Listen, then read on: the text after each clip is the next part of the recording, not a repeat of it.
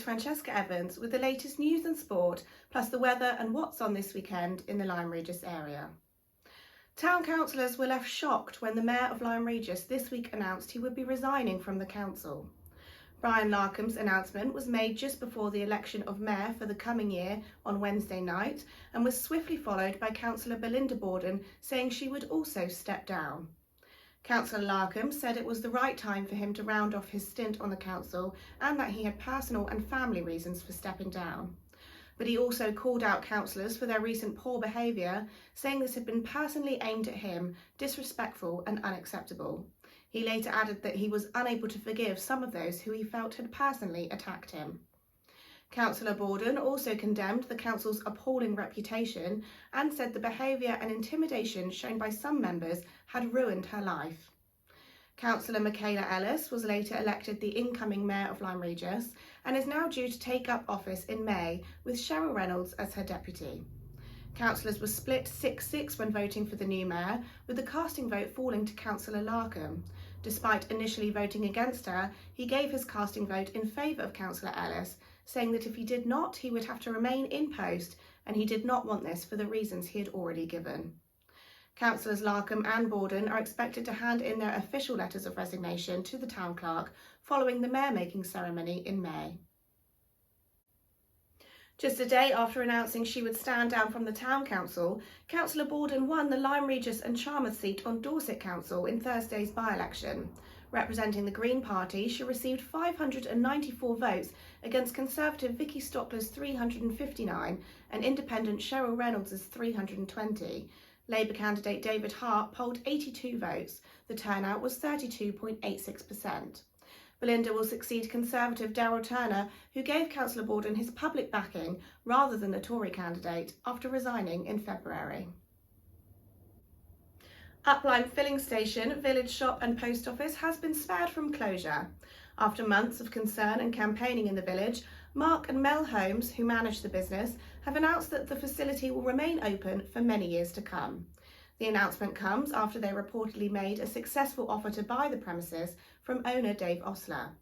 There were fears that the well-used village facility could close at some point this year after Mr Osler raised concerns about proposed changes to Lyme Road to provide a single entrance and exit point for a new primary school on land opposite the garage.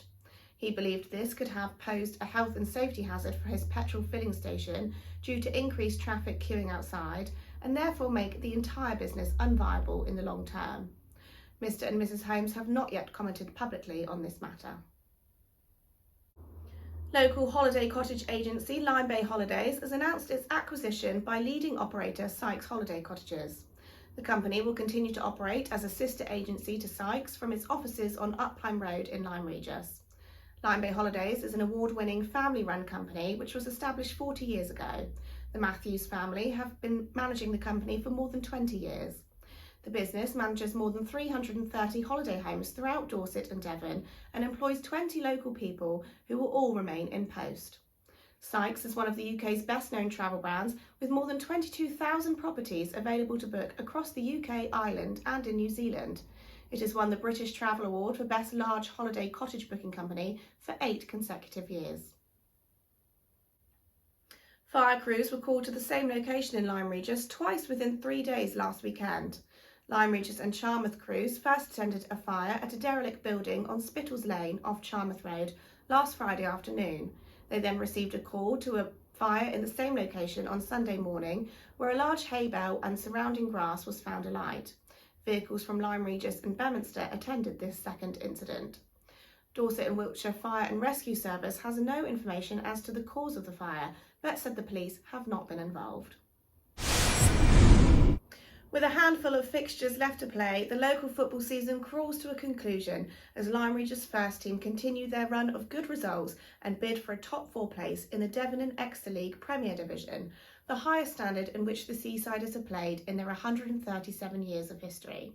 The last 2 seasons have been a nightmare for league officials due to the COVID-19 pandemic.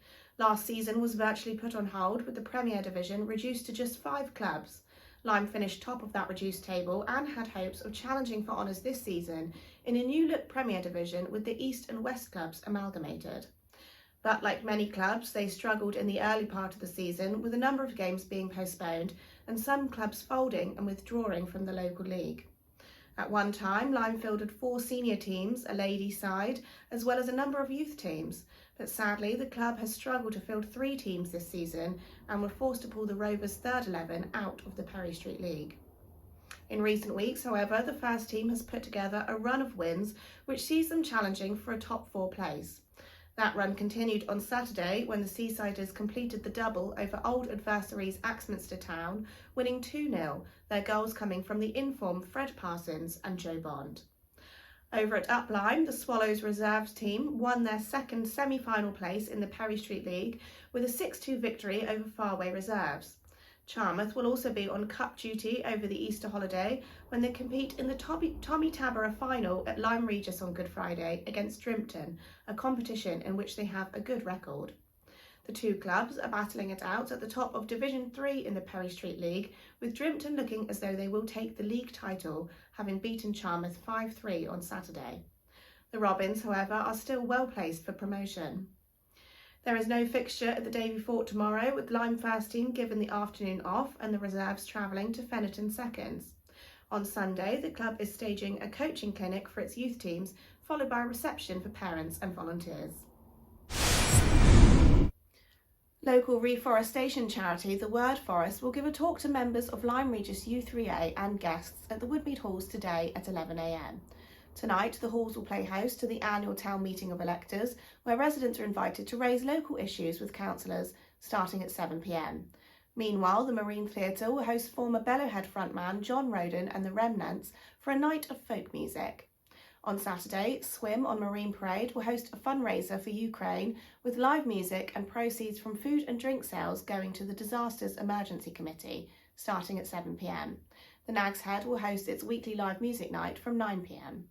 On Sunday, the Marine Theatre will host its Young Creative Sunday session, an open mic event for performers aged between 16 and 25, starting at 3 p.m, followed by the 2 Mr. P's in the podcast live show at 6:30 p.m.